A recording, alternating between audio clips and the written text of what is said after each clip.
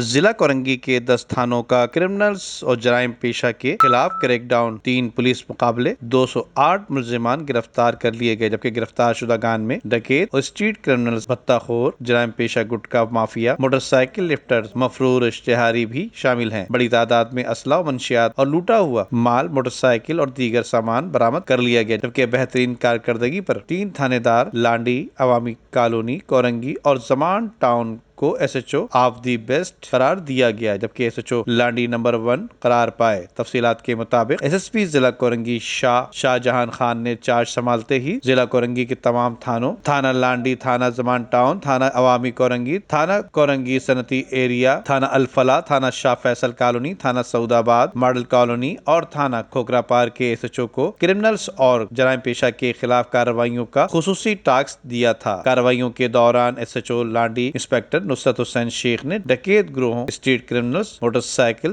Lifter گروہوں اور جرائم پیشہ ملزمان کے خلاف بھرپور کارروائیوں اور 2 پولیس مقابلوں کے دوران مجموعی 24 ملزمان گرفتار کر کے 5 پستول، 5 میگزین، 23 کارتوس اور 1 خنجر، 5 موٹر سائیکلیں چھینے ہوئے، 4 موبائل فون، 3 لیڈیز پرس اور دیگر پراپرٹی اور منشیات برآمد کر لی۔ اس حوالے سے ایس ایس پی ضلع کورنگی شاہ جہاں خان نے 2 اہم کامیاب کارروائیوں اور ٹاسک پورا کرنے پر ایس ایچ او لانڈی اور پولیس پارٹی کو انعام دینے کا اعلان بھی کیا۔ Amjad Iqbal, M7 city news, Karachi.